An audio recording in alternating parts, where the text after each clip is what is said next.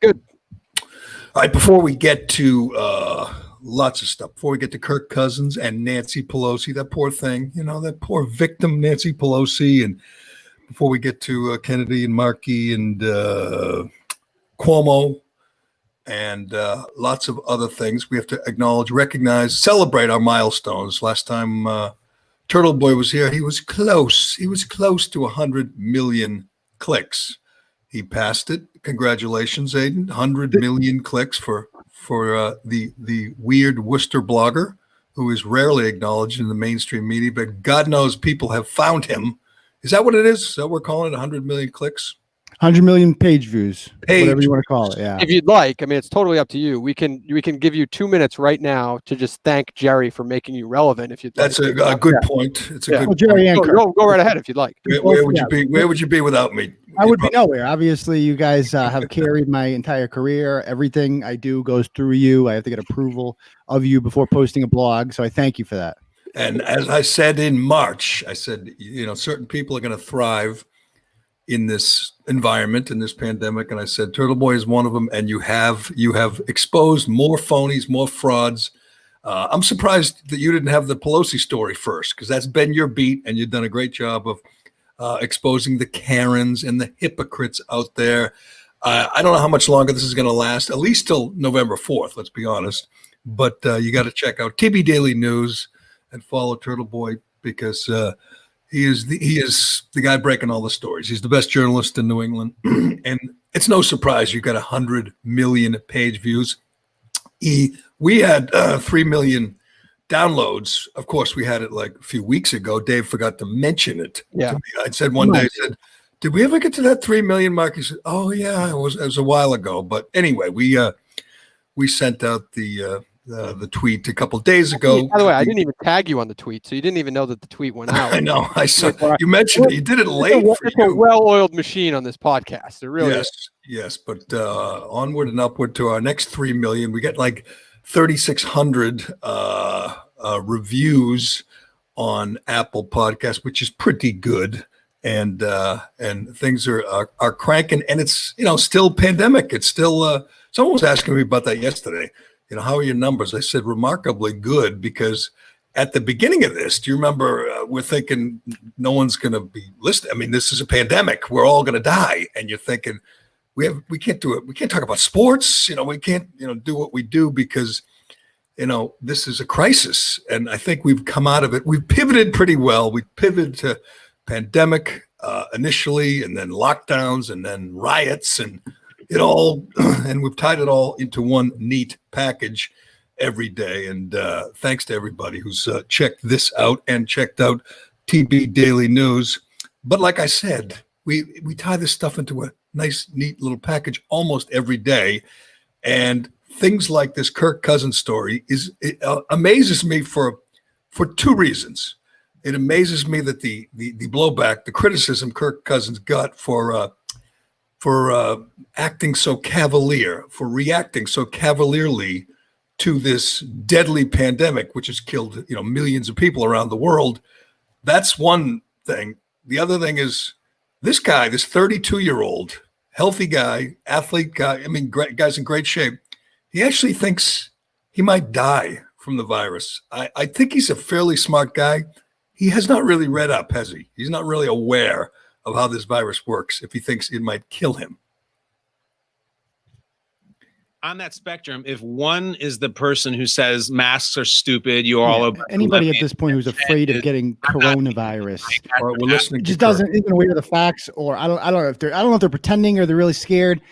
I've been begging for coronavirus for quite some time just to prove a point. Now I've offered, put it out there, like have your grandma. I don't care. All right. Well, we were going to play Kirk Cousins. Can you? I think Turtle Boy is on like a 2-minute delay right now, so we might be starting this nice little live stream over because I think he's delayed. Well, we can cut it right there. I'm not starting over. Yeah. Is it buffering for you guys? It's not on for me. It is for you. But let's play Kirk Cousins, and then we can have your reaction. And I'd like to hear about your efforts to try to get the virus. There aren't too many people I've seen out there making an effort to get the virus. But let's listen to Kirk Cousins and his controversial comments about coronavirus. At the same time, if that's the protocol and we have to abide by it to have a season, we've got to find a way to make it work. On that spectrum, if 1 is the person who says masks are stupid, you're all a bunch of lemmings, and 10 is I'm not leaving my master bathroom for the next 10 years, where do you land? I'm not going to call anybody stupid for the trouble it could get me in, but I'm about a 0.000001. Yeah. Really? How come? Yeah. I just, I want to respect what other people's concerns are. But for me personally, if you're just talking, no one else can get the virus. What is your concern if you could get it? I would say I'm going to go about my daily life. If I get it, I'm going to ride it out. I'm going to let nature do its course. Survival of the fittest kind of an approach, and just say, if it knocks me out, it knocks me out. I'm going to be okay. Even if I die, I die. I kind of have peace about that. So that's really where I fall on it. So my opinion, wearing a mask and is really about being respectful to other people. It really has nothing to do with my own personal thoughts. Bingo. So that right there is totally fine. That's why all the shit was taken out of context, because he's wearing. It's the same reason I wear a mask. It's the same reason most people wear a mask. They don't think it's going to help. If they've read anything, they know it really doesn't. I mean, CDC itself has admitted that they don't know if masks work, particularly outside, walking around, running, jogging, biking. It's nuts. But if it makes other people feel good, if it's going to prevent you from getting in a fist fight in the middle of a grocery store, you do it. That's what Kirk Cousins is saying, and that's what most people think. I'm not sure how that's controversial in any way. It's not controversial. The mask has been about vanity for quite some time now. It's just a political statement almost. You're putting it on. Right. I mean, I do it sometimes, and I'm just looking around like we all do it because everyone else is doing it. But exactly. Nobody thinks for a second. I mean, we keep in mind the first 2 months of this outbreak, nobody was wearing a mask. I mean, people were crowding in New York subways without masks on, and nobody thought anything of it. Now we've just created this culture 3 months later where it's like unheard of to be seen outside. They told us not to, Aiden. The Surgeon General kind of mocked the concept, said you don't need a mask. Fauci said don't wear a mask. And there was never a point where they said, boom, we just did this experiment and we learned that masks save lives. It's just a way to make people feel better and a way to keep the fear going. They need the fear to be a part of our lives until November 4th or November 3rd. That's the goal. And some people are onto it. Some people understand now. You understand, I understand that we've been played, that it's all about power. It's all about fear. Kirk Cousins doesn't sound like he's well-read on the subject. I mean, like an average 32-year-old guy, he knows he's not going to get it. Well, he thinks he's not going to get it.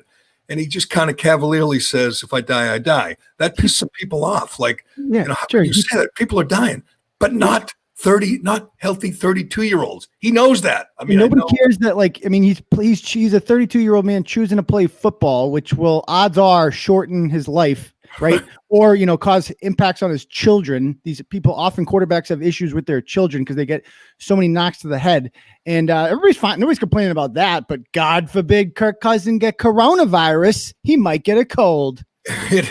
And he knows it. And he says 0.00001, which is about the chances of him getting it and dying from it. It's literally zero.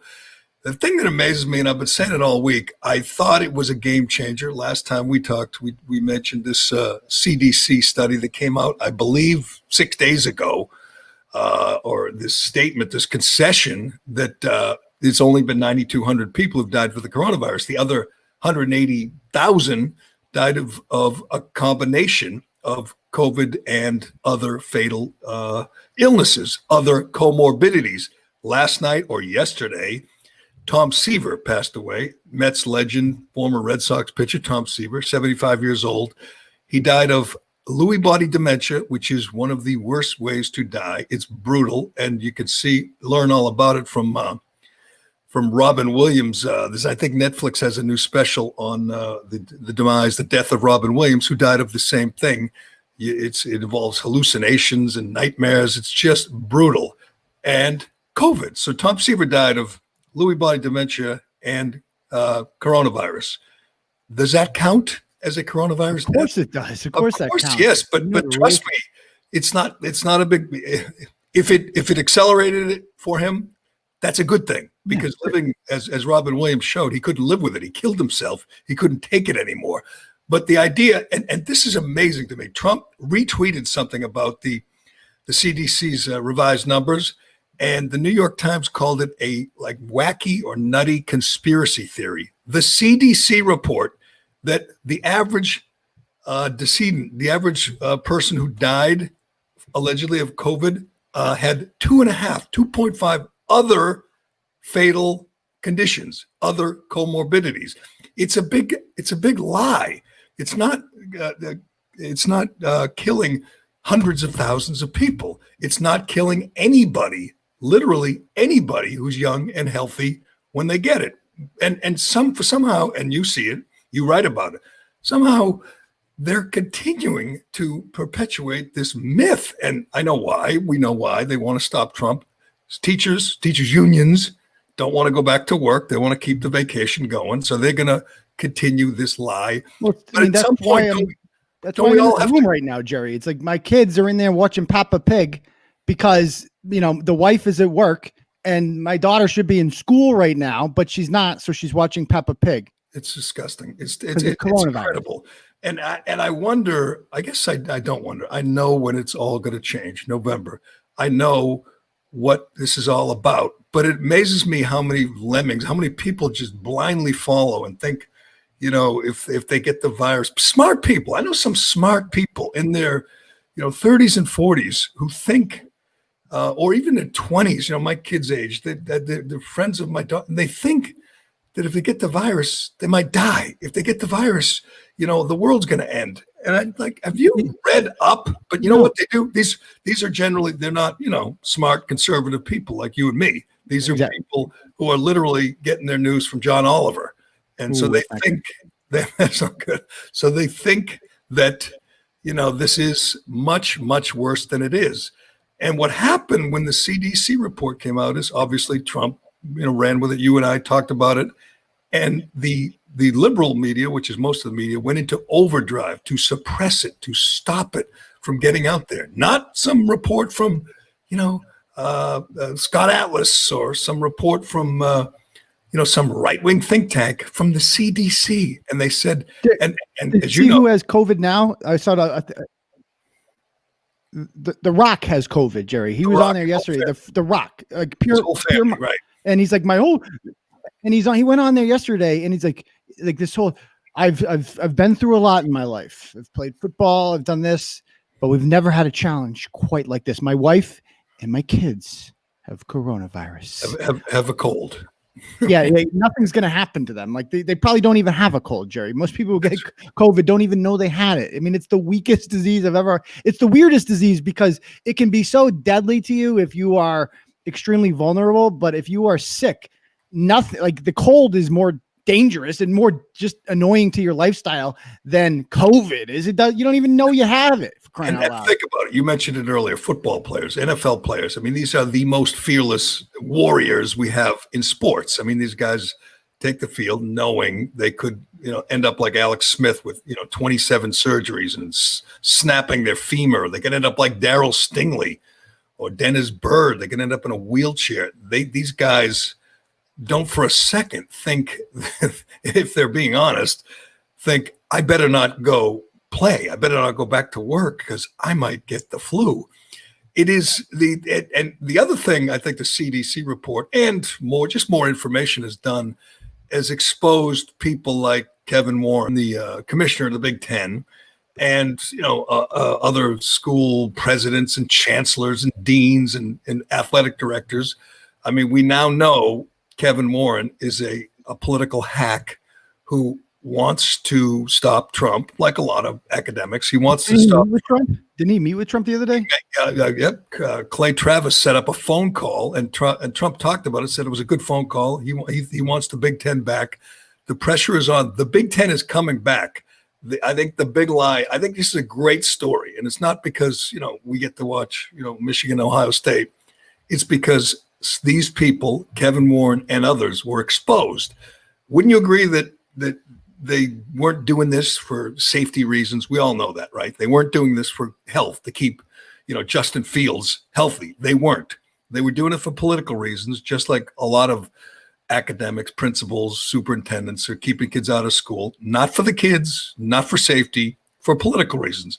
So when this report came out, I think it was a great move for Trump to talk to him, because he just is putting the pressure directly on the guy who's responsible for the Big Ten not playing like this weekend. He's putting it right on him. The parents are helping, by the way. You saw that big protest from the parents of the players in the Big Ten.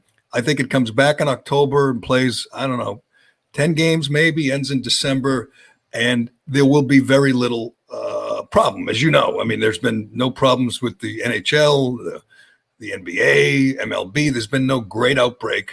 Again, with Clay Travis, he compiled a list of all the he calls them the Corona Bros, all the people who said we're all going to die if they play football. And it's like every one of these mainstream media football writers was saying we can't have football, and they don't really know why. They just don't want any of us to return to a normal life. It's happening, and they can't stand it. They can't stand the fact that 19-year-old kids are going to go out and play football on Saturday. But they can't stand the fact, Jerry, that Trump will get credited with the win in this one. That's what they can't stand about this, because Trump has been very vocal about the Big Ten playing football. He's not stupid. He knows who's in the Big Ten: Pennsylvania, Minnesota, Iowa, Ohio, Michigan, Minnesota, Wisconsin. These are swing states, all of them. And it's extremely popular in these states to play college football. It's all they have in many cases. And obviously trying to get them to play football again, going against the wishes of Gretchen Whitmer when she says no football, and then getting football is going to be a very popular move in Michigan, because they don't care about the Detroit Lions there. They care about Michigan and Michigan State. So this is a brilliant move on his part, and it's going to work out. And it's sad. And think of how silly it's going to look like, Aiden. How silly next week. Well, tonight there's the first big FBS game, South Alabama and whatever it is. And then this weekend, you're going to see Alabama and LSU playing. You're going to see college football all over the country. And people in Michigan, Ohio, and Wisconsin are going, what about us? What about us? These kids, the players are in school. They're at practice. They're in the locker room. They're in the gym. They're they're going to parties. They're playing pickup basketball. They're doing all these things. But Gretchen Whitmer and Kevin Warren will not allow them to actually put the helmet on and go out in the field and play a real game for safety reasons. See, I think it's you're right, a great issue for Trump, not just because they're battleground states, because it is exposing the lies. It is exposing the agenda. And that is a good thing for all of us. It is kind of about battleground states, because notice he didn't invite the Pac-12 commissioner to the White House, did he? He didn't want to, because he's like, I Washington, Oregon, and California. I can't win those states. Yeah, they would. How do I care? And they don't care about. I mean, that's what this is real. Like, obviously, people. If you go to the Pac-12, you're not going there because I mean, I guess they do send some players to the NFL, but you're not. It's not a real conference. It's not the same thing as the SEC or the Big Ten or the Big 12 or whatever.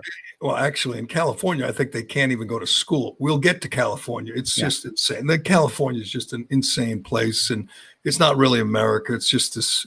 I mean, they should secede. They really should. But we'll get to California. You're also talking about high school football, which is big in these places.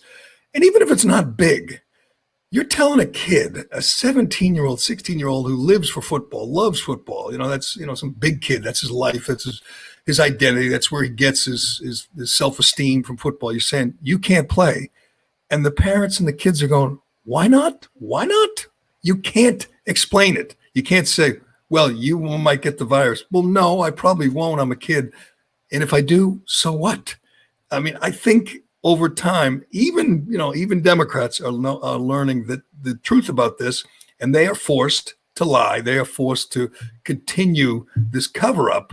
And you can only cover up stuff for so long, right? I mean, you can only lie for so long before everybody gets wind of it. That's the way I look at it. And that's what Trump has done with the focusing on the Big Ten. But he could focus on high school football, which is pretty damn popular in much of the country. It's a winning issue. He's won this. And when you hear, again, back to Kirk Cousins, when you hear him criticized, and our friend Alex Reamer wrote a column criticizing him for Forbes. It's absurd. He's talking about, oh, but what about the heart conditions that some people get? They get heart. We know this every year before coronavirus. There are kids with heart conditions that are dying every year. They get the flu and it exacerbates their heart condition. It's happened. It's not, it's an outlier. It's not something, there's not going to be an outbreak of kids with heart conditions if they go play football. It's just an absurd, it's a canard. And I think guys like Kirk Cousins inadvertently are showing the way players feel about this. These guys feel like they're bulletproof anyway. You know, they feel like they're invulnerable anyway. I mean, how do you explain? For time out, how do you explain Dante Hightower and Patrick Chung? How do you explain that then? Well, I think some guys I think are using it. They're using it as an excuse to sit out, get guys who are injured, guys like Hightower. Dante Hightower is 30 years old. He wants to take He wants to spend Dante Hightower's career isn't that much longer. He wants to waste a year. He wants to waste a year to heal up. It assures him of coming back next year. They give him enough money to coming back next year healthy, and they just use it as an excuse. Either that or they're ignorant, or both. I mean, if they think they're going to get the virus and die, don't you think guys like that now are looking and going, I guess I really didn't understand the risk. You know, I read the New York Times. You know, I watched Anderson Cooper. He said I was going to die, and they're realizing now that there was no great risk. They're going to see when the season starts. Maybe they'll feel like, damn, I wish I were out there with my teammates. But they're going to see that this was not a great risk to their health or their teammates. They're going to say, wow, there was no outbreak in the NHL or MLB or NBA or college football. We've gone over this before. These colleges are practicing, and there's no outbreak. You know, there's no one dropping dead on the practice field for coronavirus. It was a big lie, all of it. Every single thing you heard was a big lie. The mask mandate. I mean, let's get to the big.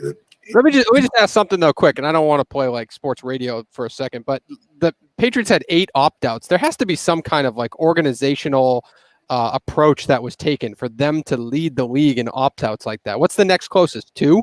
Yeah, I think it was 2. I mean, I think they made it easy. They encouraged it for some guys. It's a rebuilding year in their mind, and they assure them that they still have them locked up and under contract next year. So they did that before Cam Newton too. Yeah. But the idea that they're tanking, the silliest suggestion was that they were tanking for Trevor. They were never going to tank for Trevor. I mean, the Jacksonville Jaguars, my team, you know, my man Tyler Eifert's team, they're tanking for Trevor. They just cut Leonard Fournette. They got rid of Jalen Ramsey. They're tanking for Trevor. Good luck to them. I'm a big Jags fan. But the Patriots, I mean, you're going to have to win 2 games or 1 game or no games. That's what it takes. 0, 1, probably, maybe 2 to get Trevor. Does anyone think Bill Belichick, whether Cam Newton were here or not, is going to win 1 game? He doesn't have it in him. Absurd. He was never, ever. And his division is still lousy.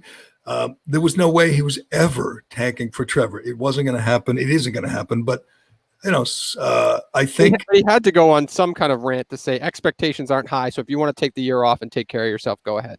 Like he had to say that was it. Exactly. That was it. When they said, if you feel safer doing it, do it, you know, and then we got you locked up for another year. And most of the guys who did it, you know, they would mention, like Chung mentioned his father, who's like 80 or something. Most of the guys who did it are, you know, injury prone, banged up guys, you know, Hightower and Chung, these guys are hurt all the time. They're looking at it as a chance to heal their body, get a little advance on their contract for next year and just play another year on the back end. How old is Chung? He's old as hell. Yeah, we can look that up right now if you'd like. Afford to take a year off? That's crazy. What, you don't think he's going to sell cocaine? Didn't he? Remember he got arrested for cocaine? Yes. Whatever happened with that? Nothing. It was amazing and nothing. But he's the one, you know, he thinks that he's protecting his 80-year-old father. I think, you know, Callahan's right. I think they encourage him, take a year off, heal up, you know, come back next year stronger. He is 33, just turned 33. I don't know how much longer he can play, but he probably, you know, wakes up sore and banged up and says, I could use a year to heal up. maybe they'll all regret it. Maybe they'll all watch the first game next week and say, damn, I wish I were out there with my teammates. But I think that's going to happen. I think that's already happened with, NHL and NBA guys and baseball, like David Price saying, oh, I'm looking out for my family. A friggin' pitcher who plays once every 5 days, baseball, doesn't touch anybody. And he thinks that he's looking out for his family by not going to work. I mean, it's there's two kinds of people, right? Those who are falling for the big lie, those who are being played. And then there are the skeptics, the healthy skeptics like you and me and like people like Kirk Cousins who are paying attention and understand there's no risk. And I think there's a few turning points. There's not just one turning point, but there's a few turning points. And I think yesterday, when that Nancy Pelosi story broke, and I can't speak for every media outlet. I'm not sure how hard CNN and Washington Post are working to cover it up or cover for her. I'm sure they're working hard. But if you're paying attention to the news, if you're watching that video, reading that story, you understand just how much the American public is being played by the powers that be. This is the greatest example of liberal hypocrisy, the greatest example of privilege and power you will ever see. Nancy Pelosi, just a few days ago, was ripping Donald Trump for not wearing a mask. She was saying, if you don't wear a mask, you're putting all our lives in jeopardy. It was a big lie, just like most of the political speeches that we've heard about the masks and about the virus. She was lying to you. She is a liar and a hypocrite. And I got to say, it was great to see her. This salon owner, her name is Erica Kios. Her life is ruined, but she did a great service for the country. Would you agree? Sharing that video? Yeah. I mean, she was on Tucker last night too. You saw that? Yes. And she said she's being harassed, death threats, Yelp reviews, destroying her. I mean, it is amazing how little sympathy, isn't it, that these big, powerful liberals have for small business owners? Isn't it amazing? I see. I'm kind of confused about the story. So she owns the salon, right? She's the salon owner. And what, some rogue employee just broke in there and did Nancy Pelosi's hair? Nope. She has contractors who work for her. That's the way it works for some salon owners. The stylists are, independent contractors. But she gives them all the key so they can go in whenever they want. Yeah, yes, because they rent a seat from her. Right. They rent a seat. Yeah, but usually the owner and all this stuff. So but here's the thing is that not only is Nancy Pelosi a liar, she's a hypocrite and she is a really petty person. I mean, accusing it of the stylist is defending Pelosi because he is that guy you see walking behind her in the video, and he's come out and said, it was a setup. How absurd is it? And because he's afraid of his life, if he comes out and attacks Pelosi in San Francisco, his career is over too. He's just covering his ass. But the salon owner, Erica Kios, if you're not paying attention, she's ruined. But she said she was close to being ruined anyway because of lockdown. So the idea, so Nancy Pelosi comes in, shows that she's a liar and a hypocrite, doesn't wear a mask, doesn't mind going in there and not social distancing and getting her hair done when the salon by law or by edict is closed, like all salons in San Francisco County and most of California.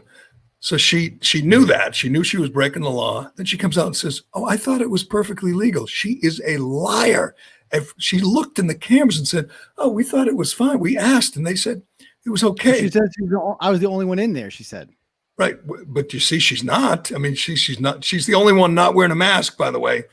And she says, I wasn't wearing a mask. The mask is these people who nobody actually believes that the mask save you. We know that because every time these guys get caught with the mic, with the camera not looking. I remember a few months ago, Caitlin Collins from CNN, they had her on tape. As soon as the Trump press conference ended, first thing, rips her right off. That's what they do when no one's looking because nobody believes this. It's all just like performative. You do it because everyone else is doing it. How about the great Janice Dean tweeted out a picture of Andrew Cuomo a couple of days ago outside with his daughter. His daughter had the mask and Cuomo did not. Cuomo, the biggest. Where was that? It was right in Manhattan, I believe. They were right in like somewhere in Andrew Cuomo just walks around Manhattan. Yes, he can do that, but unless he gets confronted by someone whose parents that he murdered. But we'll get to Cuomo. He says Trump can't. Trump had better not come to New York, or he's going to get hurt. I mean, I hope the Secret Service is banging on Cuomo's door right now, waking him up for a little conversation. But we'll get to that. I got to get back to Nancy Pelosi because I know, again, they're going to cover for her. The media will have her back. They'll circle the wagons and have her back. But this is so despicable. She goes in there, breaks all the rules, and then claims she didn't know. She didn't know. You tell me this. Tell me this. Does anybody, and she spent most of her time recently in the district, not, in Washington. She's been in San Francisco.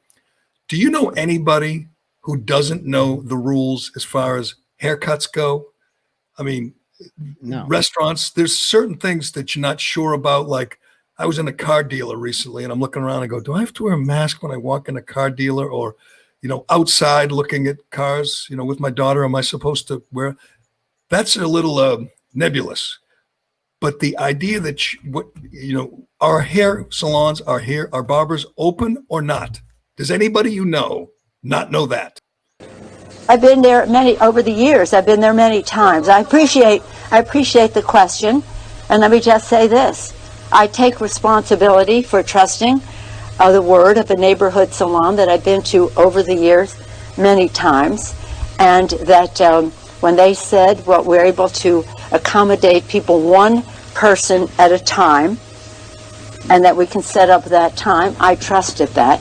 As it turns out, it was a setup, so I take responsibility for falling for a setup, and that's all I'm going to say on that. Jerry, you wish she was on your team, don't you? She is just vile. I want to break this down. It's just so despicable on so many levels. First of all, don't you have to respect it though?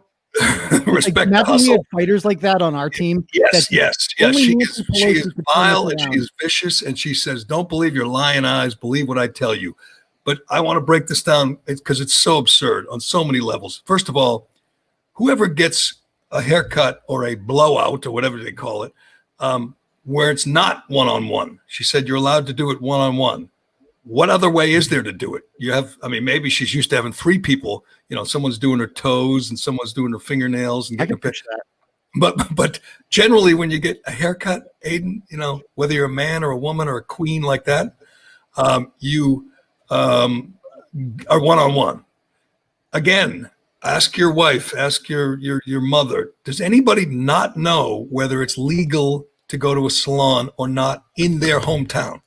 The place they've lived, a place they've gone. She knew she was breaking the rules. Everybody knows. So she's lying. First of all, she's lying about that. Yeah. We know she's lying about that.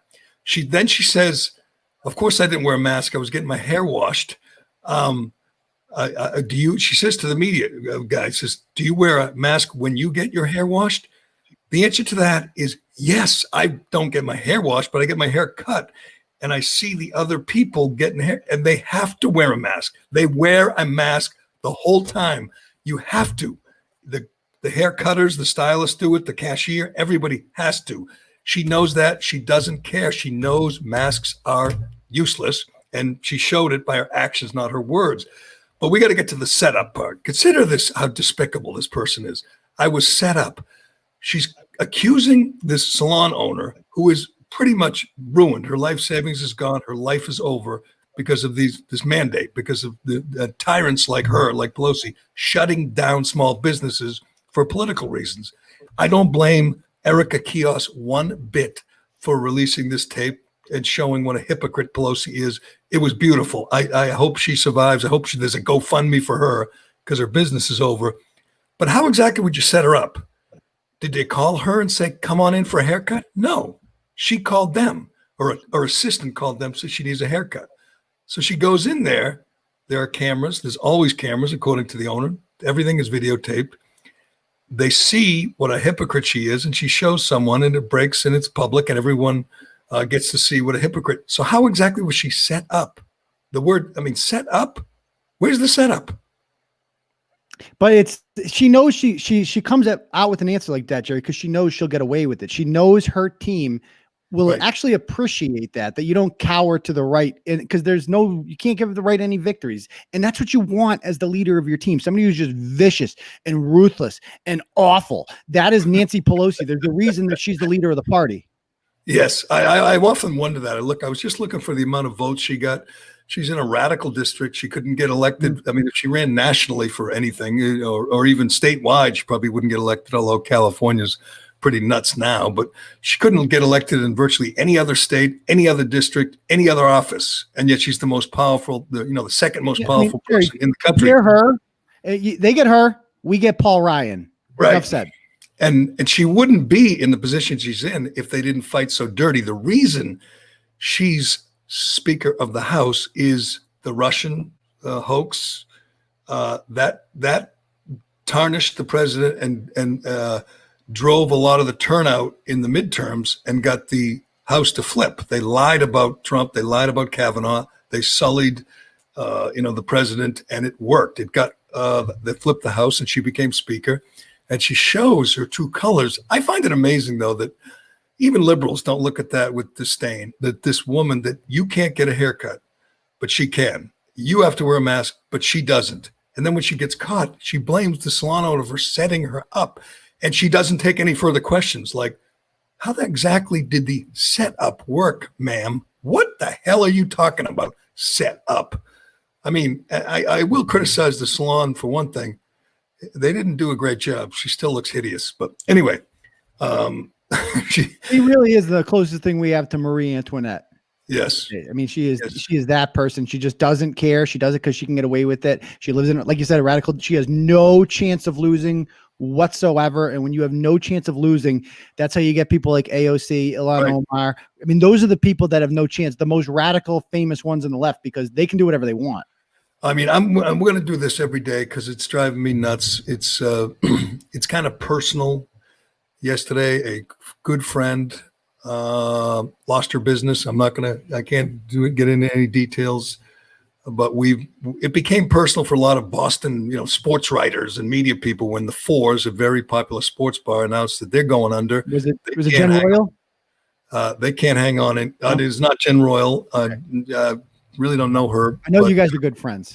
No, but it's someone whose life has been ruined by the lockdown, by the insane overreaction to the virus. I think more and more people are finding it's hitting home. Their local restaurant, their bar, their gym, their hair salon is going under, and at the same time that their friends' lives or their lives are ruined, they're watching what Queen Nancy Pelosi is doing, and they're saying, this is madness. It is utter freaking madness that people like Cuomo, I think that on the positive side, we're getting to see what these people are really like, and they are the worst. They are the worst of the worst.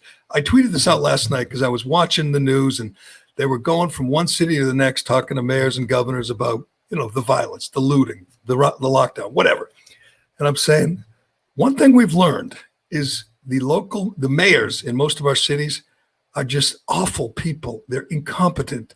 They're bad people. I mean, from de Blasio to Lori Lightfoot to Ted Wheeler to Marty Walsh to Calcetti, whatever his name is, to the Los Angeles, DC Bowser, Eric Garcetti. Yeah. Right. I mean, it is remarkable the people that we've elected to these offices. Don't forget Curtatone.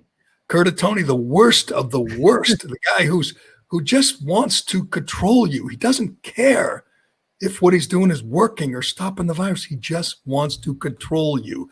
That's the way Andrew Cuomo could be the single most despicable human being who's not, in prison like Zarniev. He's not, he should be in prison, but he's not in the whole country. I didn't know that before March. I know that now. Charlie Baker is the Massachusetts governor, is a tyrant who's just flat out cruel.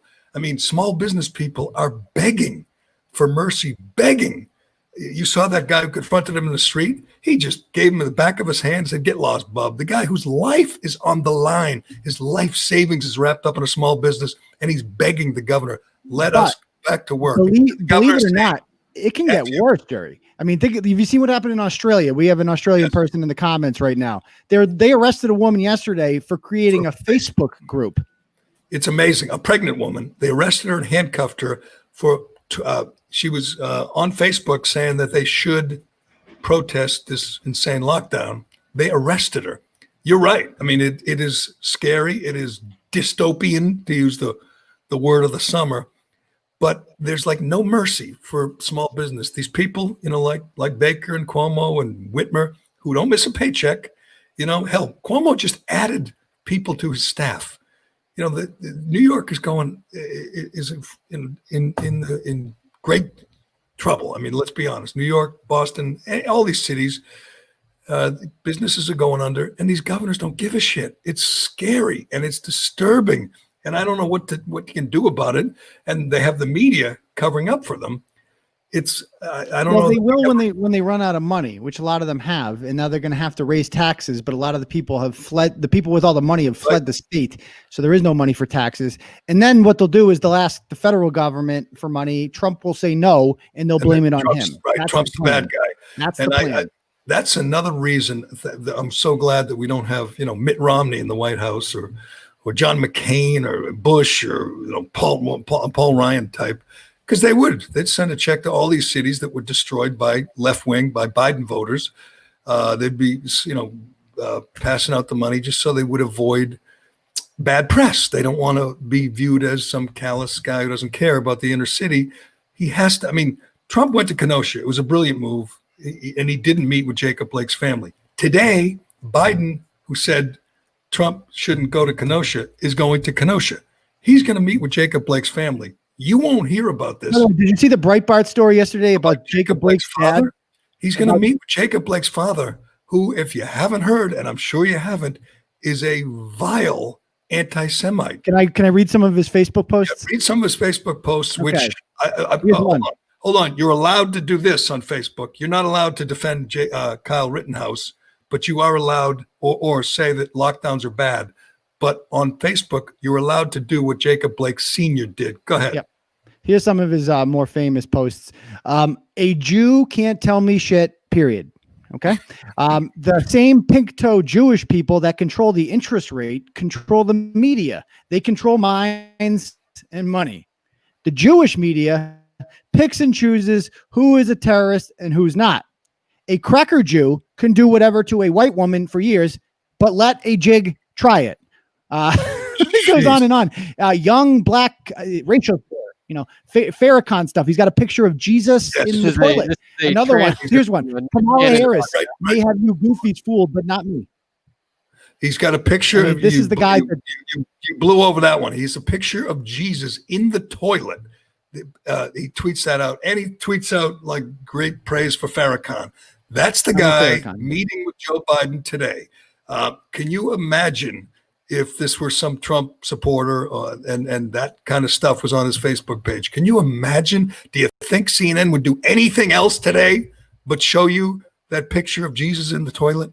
I mean, it's amazing and good. This is what you want. Good. I'm glad Breitbart put the story out there. They'll try to suppress it, of course, on social media, try to limit its influence, but people will see it. And this is Trump is going to meet with law enforcement officers who are working class people, don't commit crimes, they go to work every day, they contribute to society. And Biden is going to meet with this anti-Semitic douchebag who raised an animal. I'm sorry. If you're acting like Jacob Blake was, you screwed up as a parent. Okay. You should bow your head in shame for the job you did as a parent. Instead, he's just whining about Trump's fault, blah, blah, blah. You're a horrible person. Go ahead.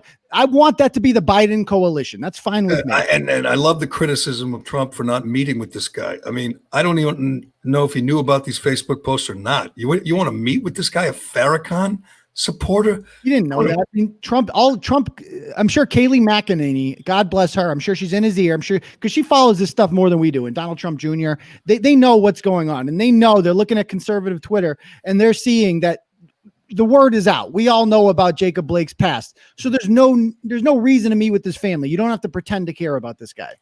You know this stuff better than I do. This racist anti-Semitic lexicon. What's a pink-toed Jew?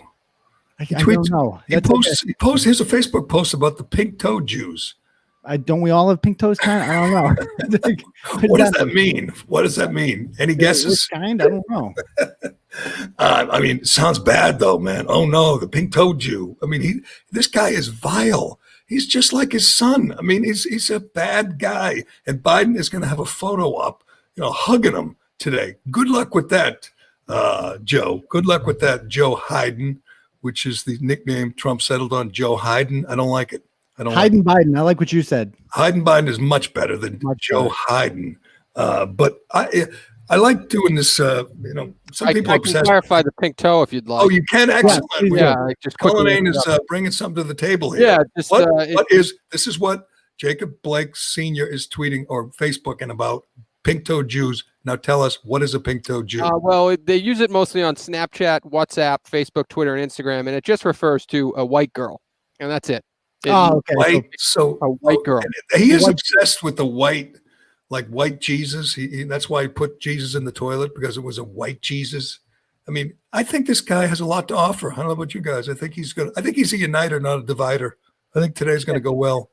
But I want to get to Facebook too, because that's amazing. All that stuff you just read is on Facebook. You know what's not on Facebook?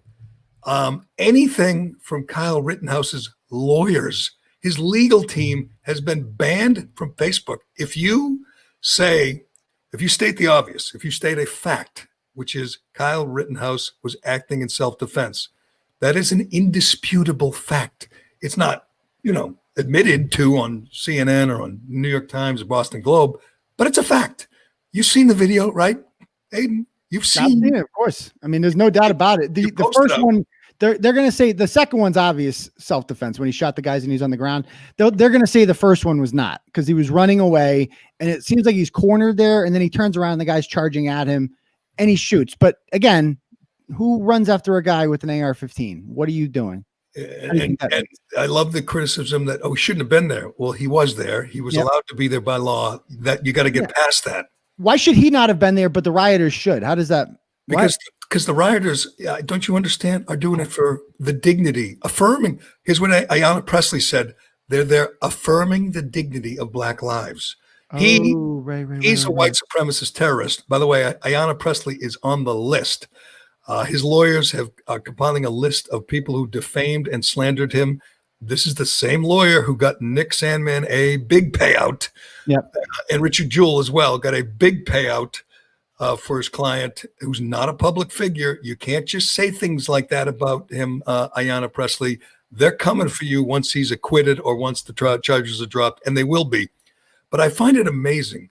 They banned this guy, as you know well, Mark Dice, from posting a video showing Kyle Rittenhouse with his little medical kit tending to some wounded people at the riot. That's all. There was like no commentary. It was just a video. He got that taken down and his account suspended because Mark Zuckerberg has decided that Kyle Rittenhouse is what does he call him? A shooter, a mass murderer or something. That's okay. But if you say it might have been in self-defense, you get the post taken down.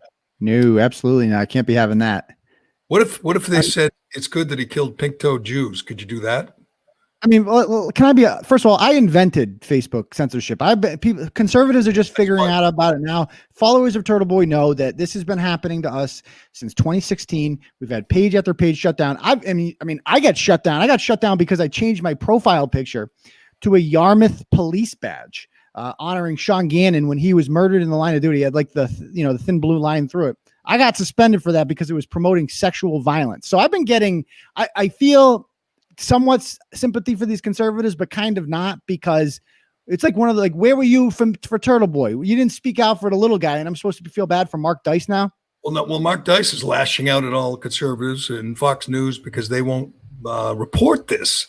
And it's a good question. Don't you think it's a good story for a Fox News show for Hannity or Tucker and Tucker's done a lot of big tech censorship segments, and he's done a lot of great stuff lately. He's on a roll. But the lawyers, very prominent lawyers for Rittenhouse, can't post on Facebook anything about their client because Mark Zuckerberg has decided he's guilty. That is insane. Ann Coulter has been suspended from Twitter for saying she wants Kyle Rittenhouse to run for president. I mean, that's just a snarky wisecrack from Ann Coulter. And she can't, I mean, suspended from Twitter, not Facebook. It's election meddling, Jerry. That's what this is. These people have influence on the election. They have millions of followers. They can share stories and information and stuff like that. They can share the Jacob Blake dad story that gets out there, and people find out that Biden's meeting with this anti-Semite that might cost him 50 votes, let's say in Wisconsin, something like that. So social media now, the tech gods have the ability to restrict the flow of information, which can then affect how people vote. And meanwhile, they're the ones whining about Russians affecting the election. They're the one Jack Dorsey is a million times more influential than Vladimir Putin. No question. More influential than anybody when you think about it. And they're not even shy about it. They're not even subtle about it now. I mean, they're not just picking and choosing guys like Turtle Boy. They're going after big fish. They're censoring the president of the United States. And I shudder to think, I mean, could you imagine what's going to happen if Biden wins and they flip the Senate and they have the House? Any desire to bring big tech, put them under oath and question them? That's over. But no, time out. I disagree. First of all, Elizabeth Warren has been one of the good guys on this issue going after big tech. And whereas a lot of people on the right, Jerry, it's kind of like divided. The reason this is going nowhere is because the right's divided on this. You have the smart ones, the people like Tucker who get it. People like, the younger guys. And then you have the old fogies who don't understand how the internet works. And they've just been trained their entire life as conservatives to go regulation, bad, big business, good, monopolies, good. We must not restrict them. And that's what this is. And they're looking at it like, we can't regulate Facebook because their regulation's evil. It's like that's a losing strategy. Well, you saw when they had Mark Zuckerberg there, and that idiot from Wisconsin, Sensenbrenner, was questioning him, grilling him because somebody Trump got censored or got suspended from Twitter. So he's grilling Zuckerberg, who's Facebook. Yeah. He doesn't even know the difference. Yeah, that guy was great. And that's, you'll see more of that. But I just think, Warren might be an outlier, but I think you're not gonna see a lot of hearings about big tech censorship if they control both houses and the White House. And they'll say, the libertarians, who are just cancer, by the way, don't get me started on libertarians. They will tell you, just build your own Facebook. Yeah, just build your own Twitter. Oh, you know what I should do, Jerry? I should just build my own internet, and I should build my own roads. I should build all my infrastructure. I should build my own phones. I should build everything. What are you talking about? These are monopolies. You can't build a platform that 2.6 billion people are on. That's what's called a monopoly. They are a monopoly. And if Teddy Roosevelt were alive today, he'd be hitting Mark Zuckerberg over the head with his big stick and breaking him into 50 small pieces. Yeah, you're right. And but the winning argument is about publisher or not a publisher. They've made it clear, as Tucker points out all the time, and you've explained this before, but the reason they get away with it is because they're not a publisher. They're just like the post office. They're just delivering the mail. They're not. They're a platform, which is a flat out lie. We know that now. We know they have a political agenda. They should lose that special carve out. They should not be allowed to claim they're not a publisher. I don't know how that ends, but I think it ends a lot quicker if Republicans control the House and the Senate and the White House. Maybe those old guys move on. Maybe the younger guys, the Josh Hawleys and the Tom Cottons, they understand it better than Sensenbrenner and these other old fools. And somebody says in the comments, we should call up Shiva and just invent the internet. My guy, who's coming on the live show tonight. Okay, I'll let you tease that. And I want to get to I go back to Cuomo too, because I cannot believe what that scumbag said. But first, I want to tell you about Shea Concrete. Shea Concrete is a great company, a fourth generation owned and operated business that's working hard day in and day out to be your trusted precast concrete partner. They're a local company, but they're all over New England. They have 4 state-of-the-art manufacturing facilities, and they're hiring at all of them. If you're a contractor, let me tell you some of the products Shea can deliver to your job site ready for installation. Water and wastewater products, underwater stormwater systems, stairs and bulkheads, deck footings, electrical and communication products. The list goes on and on. These guys at Shea can do it all. If you're an engineer, even better. Shea can help you design your next product. Shea can sit down with you. They got a bunch of smart little wonky engineers on the payroll, and those guys can help you design your next project. Give them a call for more information or for an estimate, or just log on to sheaconcrete.com. And you know what else you can do? You can check out the Precast podcast. It's a podcast about the business, the best precast podcast out there. And you can learn more about their products. You can learn more about that business if you listen to the Precast podcast. You can check it all out at sheaconcrete.com. And if you want a job, looking for a job, send me a resume at jobs@sheaconcrete.com. What category does the Precast podcast fall within? That's a good question. I don't know. Look, I think it's top of the Apple charts. Overall, it's right there behind Joe Rogan. We talked about Joe Rogan yesterday. I want to get the Turtle Boy's take because this is amazing. So we're talking about big tech censorship. Spotify. I get confused. Spotify is owned by whom? Spotify is owned by Spotify. I have no idea. Venture capital firm. Spotify is owned by Spotify. They're a Silicon Valley company, correct? I think they're. We can check that. But whatever. They're a typical liberal big tech company. Their CEO probably makes $100 billion a year and eats like tree bark and does yoga 6 hours a day and goes to retreats in India and one of these weirdos like Jack Dorsey, like all the Zuckerberg and all of them. They're all weirdos, but they're all very, very powerful. They buy Joe Rogan. Joe Rogan's a guy who was, he was his own man. He does his own thing, and he did not get, he was not censored in any way, as far as we know. Joe Rogan said one time, I think it cost him millions to continue to use the C word, which I'm not going to use here, but he uses it. And, he maintained sort of a badass image, a sort of a rogue image. And then he sold to Spotify, and you're saying, wow, he's really going to have the power now because he had some juice and he had some leverage and they paid $100 million and he's going to do whatever he wants, right? First day at Spotify, they take down all the interviews he did with controversial, I guess they're conservatives.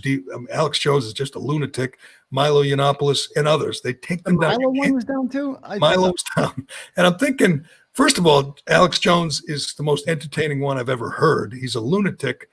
But he is. I had no idea how hilarious he was until he confronted Oliver Darcy out there. Have you ever seen that? That's what got him kicked off of Twitter. He went on Periscope and confronted Oliver Darcy outside of the Kavanaugh hearing a couple of years ago. I cannot see that, but look at his eyes.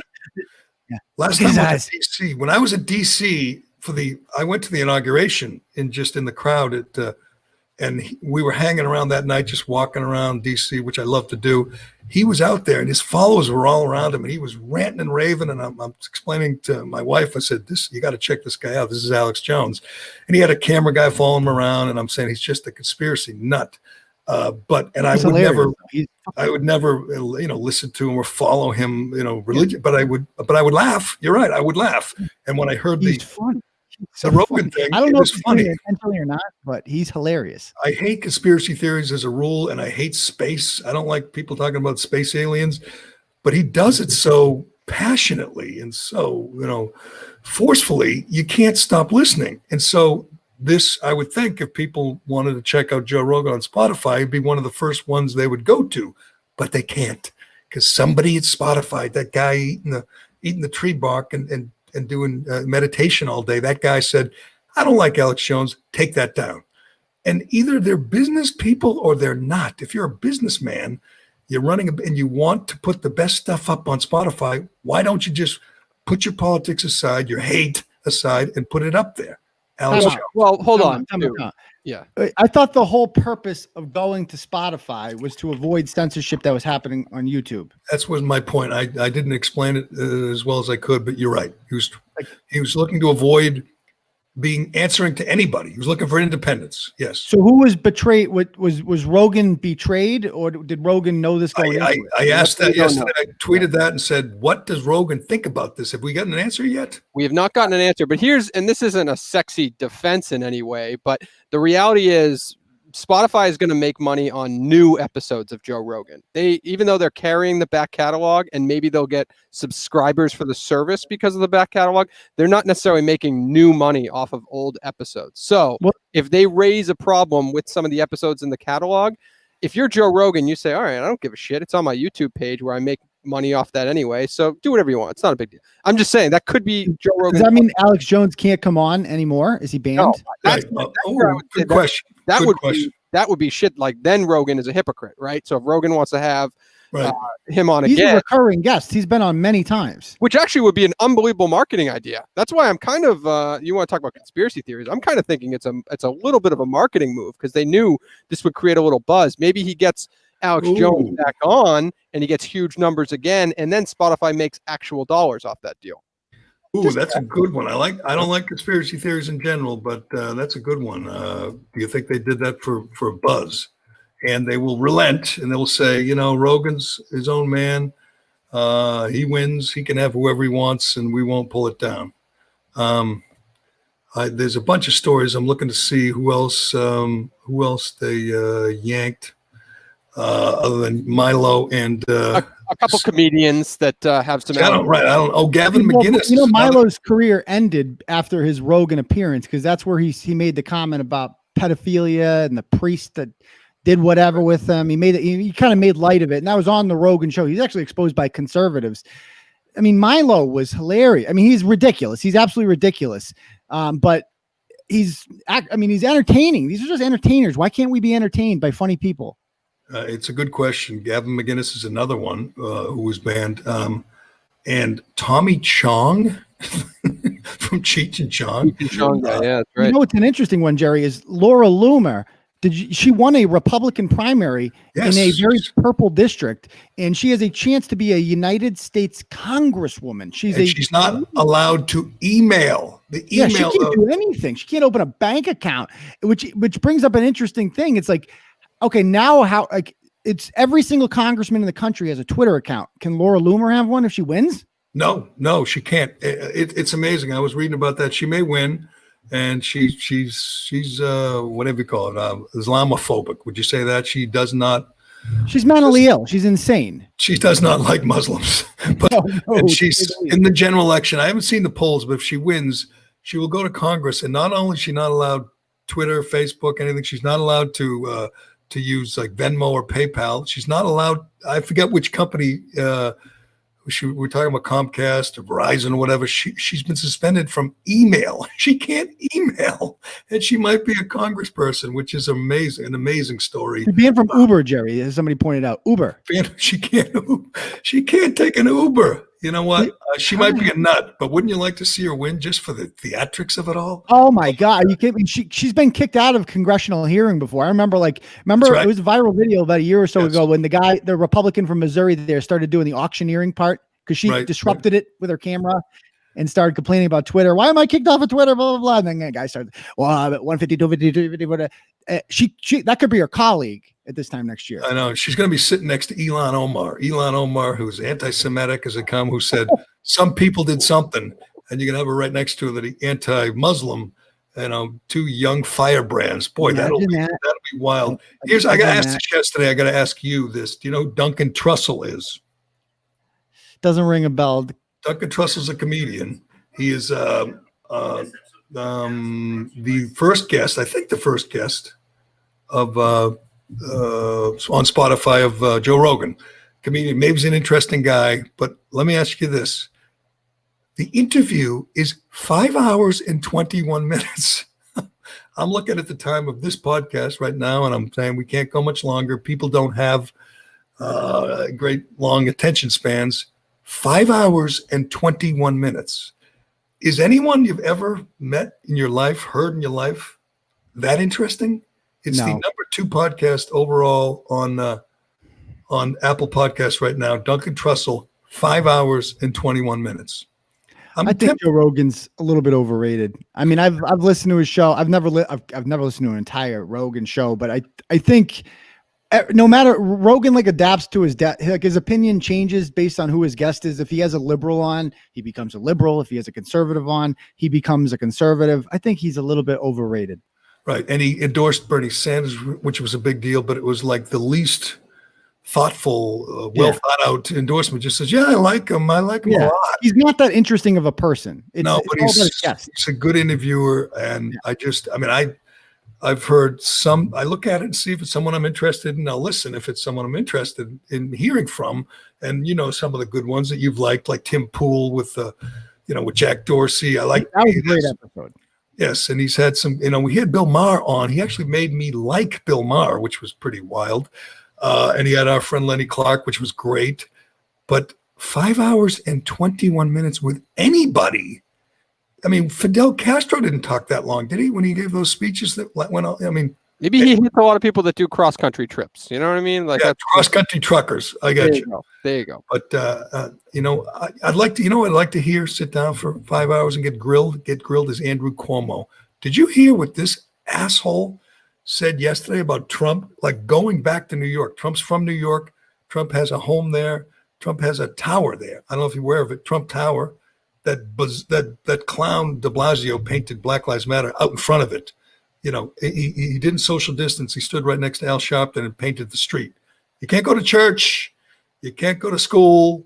You can't go to the gym. But he can paint Black Lives Matter in the street with people all around him. Why do you pick there? Of all the places in New York, why do you pick Trump Tower? Great question. It's almost like he's trolling him. Like the mayor of New York. You can't see the words anymore because the homeless people just take dumps in the street now, and it's kind of covered with feces. But so Andrew Cuomo, this friggin' criminal, this guy who has not only is directly responsible for the deaths of over 11,000 senior citizens, but now claims they can't find the records. They can't find those darn records, those orders that he signed to send all those seniors to their death. He is not only incompetent, he is downright evil. But he says Trump shouldn't come to New York because, they'd be trouble. Do you have this, Dave? Because it's amazing. This is something, even if you're an idiot, even if you're, just some podcaster, you can't. Tough guy. It's not playing for me in the back You end. best not come to New York. If you come to New York, there's going to be problems. You're not welcome here, Donald. He says, if you come here, you better bring an army. Forget the Secret Service. You better bring an army. You better stay in Staten Island. Don't bring that shit to Manhattan or the mainland, okay? And I don't know how Trump's going to react. My guess is going to say, let's go to New York. Every time someone tells Trump he shouldn't go somewhere, he goes there, which I kind of like. The Kenosha thing, as soon as the mayor of Kenosha said, you're not welcome here, and the governor of Wisconsin, you knew Trump was packing his bags for Kenosha. And it was a great photo op. He posed, in front of all the carnage, all the damage that the Biden voters did. That's a smart move. He should go to any city. He should go to any city that's been destroyed by Biden voters and say, this is what you're going to get if you vote for Biden. But I don't know if the Secret Service is looking into it or not. We got more from Andrew Cuomo's brother Fredo from Tucker. And I kind of agree with Shattuck, who said that Tucker underdelivered, overpromised and underdelivered with this sound, this secret recording of Andrew Cuomo. Of Chris Cuomo with Michael Cohen. I don't know if you heard it, but it's the mere fact that they talk is freaking. That's true. How the hell did that relationship start budding? I don't know. Not only did they talk, the conversation was like 2 hours. Was it from jail? Was that a jailhouse conversation? No, I think it was before he went to jail. Okay. But it sounded like Cohen was kind of setting him up. He wasn't saying much. He was trying to get Cuomo to expound on what he was saying. So he was trying to screw over Cuomo and get audio and tape. I think he was trying to get some, something to keep in the bank, to keep in his pocket. Yes. Isn't that how Michael Cohen operates? Trying to get something on everybody he dealt with. That's true. For leverage. Yeah. Wouldn't you if you were him? Yes. And I think it was, okay. Cuomo sounds like an asshole. Talking about, everything about the media and the sexual assault charges or harassment charges against him and that kind of thing. He doesn't sound like the same guy you see on CNN, but hey, who does? It was not that incriminating. Hopefully Tucker's promising more. So hopefully he has more and it won't matter. These Cuomos are freaking bulletproof. They can do anything. They survive. He really is such a meathead, just an absolute freaking brainless meathead, Chris Cuomo. And the only reason he stays on the air is because, I mean, if you're going to be that much of a meathead, you got to be really woke. You got to take it at Trump. Don't you think worse than any of the audio tape you heard was the picture of him like making muscles for the camera, showing his biceps? Tucker has the best pictures of him. Like, yes.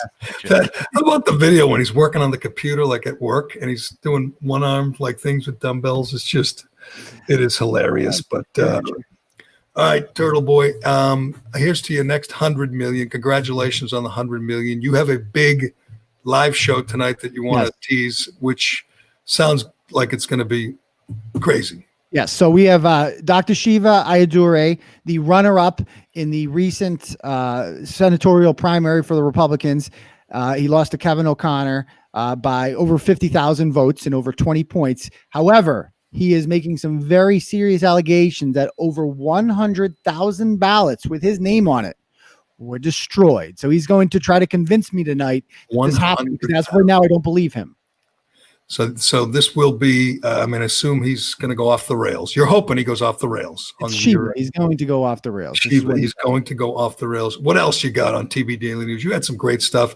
I'm almost getting like tired, numb to the stories of these tyrants with the Blue Lives Matter flags. Yeah, I'm almost done with those. I don't know if you saw the story where the Ohio high school took the field with the Blue Lives Matter flag. One of the players had it because their coach is a cop, and he's a heroic cop. He's done some great. And the superintendent said, no more of that. He banned the Blue Lives Matter flag from being on the field in the possession of the players. It's incredible. Every day there's we lost that one. Like it's become so like when I first wrote the one out of Hingham, that was a big story. But every preceding one has been like, that's just how things are now. I know. There's a school, I tweeted or retweeted about this yesterday, a school that raised on first day of school, raised the Black Lives Matter flag outside the school, which is just, I mean, it's. By the way, I do. Can I have a touchdown dance here of the Joe Kennedy skull? I threw him in the Turtle Boy graveyard, my first ginger. I mean, let's not forget, Joe Kennedy was up by 5 to 10 points in various polls 2 months ago. Then I write the Monica Cannon Grant story. I associate them together. He refuses to disavow. He still takes her to events like she's some sort of, legitimate public figure. And next thing you know, sinks like a stone. So word to the wise there. You can pretend that Turtle Boy doesn't exist and pretend that the Boston Globe is somehow still the thing that people read around here, but you're just lying to yourself, and it's not going to help you in the long term. The Boston Globe won that one too. They were with Markey, which is amazing. The Boston Globe did not endorse a Kennedy. It is good to see the end of the Kennedy crime family, but it is sickening to see AOC with a victory dance and the Globe with a victory dance, because their guy Markey, who tacked left, who supported the Green New Deal and any wacky left-wing nutty issue, he was all in, and it worked. I mean, he's 74 years old. He's not the brightest guy. He's not. He's never accomplished anything, but he defeated the Kennedy dynasty. He put that kicked the dirt on the last of the Kennedys. Sadly, I mean, this seems like the most decent Kennedy. He hasn't killed any women. He hasn't raped any interns. He hasn't really carried on the legacy of the Kennedy family, and he loses. He's the millennial Kennedy. He's obnoxious and corny and worried about mean tweet. I mean, that's what did him in. That the whole mean tweet thing. Like, can Ed Markey apologize because some guy with 4 followers in a Twitter egg said that I should die, and then my wife said, I could be the next Jackie. That could be me. Oh my God, somebody wrote something mean on Twitter. What a freaking puss. He seemed like a nice guy. Markey does not, but whatever. There's no difference. I mean, whoever won, they were going to vote the same way. I know you're a Joe guy. No, I'm just not a Markey guy. I didn't know you were. You and the Globe and AOC are on the same page as usual. But that is coming up tonight on Turtle Boy's live show. So you can check that out, and you can check out all his blogs at tbdailynews.com. congratulations on the 100 million, Turtle Boy. We will talk to you next week. Who cares about the 100 million? He had his first ginger. That's great. That's great news. That's Exactly. good to end the Ginger in show. the graveyard, baby. Yeah, how was it? How was it? What is Kennedy going to do now? Like, what do you do if you lose the first Kennedy to lose election? Governor. Is that his next step? That's what people are saying. He can't be worse than the guy we got. He cannot be worse. I'm going to have a lot more to say. It can get worse than Charlie Baker. I No, assure you. it cannot get worse than Charlie Baker. It cannot. We have the highest unemployment rate in the country. We have the fifth or sixth highest death rate in the country. We have been utterly mismanaged, and at least 4,000 restaurants have already gone under. Another one today, the Poorhouse, another institution, gone, crushed by Charlie Baker, who has more confirmed kills than Chris Kyle at this point, who's just ruined small business, and worse, doesn't give a damn. He is the worst. He is not a Republican. He's just a tyrant. He's just an awful, awful human being.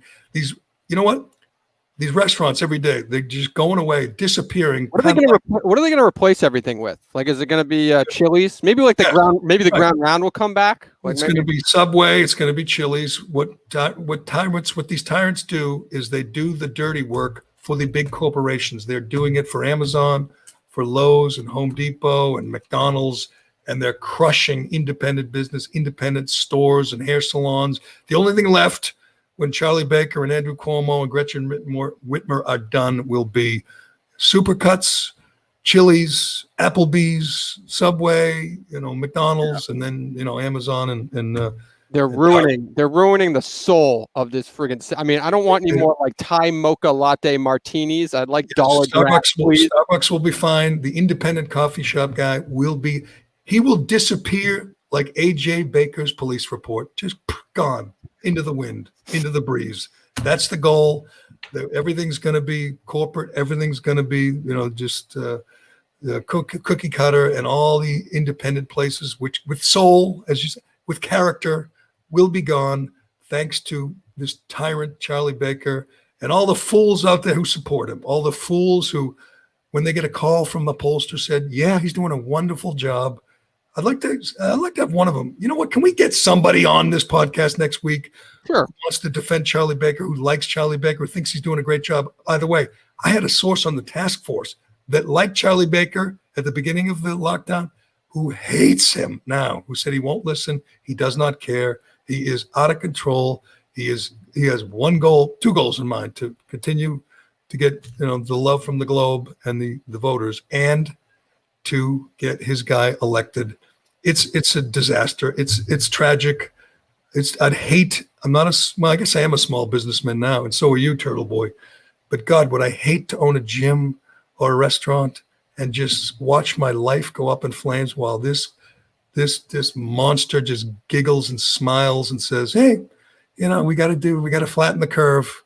I mean, he's just ruining lives, ruining entrepreneurs, ruining small businesses, just like Cuomo, just like Whitmer, just like Murphy, and they don't give a damn because they're bureaucrats who have never missed a paycheck, never had to lay anybody off. It's tragic. It's tragic, and we'll have more to say about it next week because it's never going to end. At least it's not going to end until November, and by then there won't be a small business left in the state of or in any of the blue states. It's the same in New York. It's the same in New Jersey. People are fleeing. Businesses are closing, and we sit there and talk about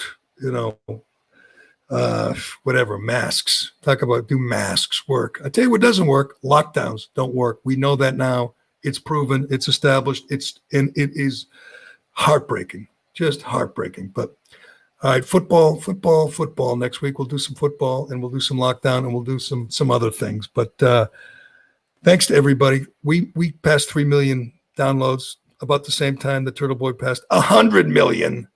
But we're on our way. We're coming for you, Turtle Boy. We're on our way. We appreciate all the everybody who listens, rates, reviews on Apple Podcasts. We appreciate all our wonderful sponsors, especially Shea Concrete and Allied Paving and DCU. Anything else, Cullinane? Yeah, and DraftKings and BetterHelp and DraftKings giving away. See the first day that we did DraftKings? Do you see the stock jumped? I did see that. It was because of us. It wasn't because of Michael Jordan at all. It was because of us. That didn't hurt. But yeah, the first day that we were signed on as a sponsor or they signed on as a sponsor for DraftKings, their stock price soared. They know what they're doing. Those guys at DraftKings, our friends at DraftKings, we appreciate their support. We appreciate everybody's support. I'm Jerry Callahan. This is the Callahan Podcast, and we will talk to you again soon.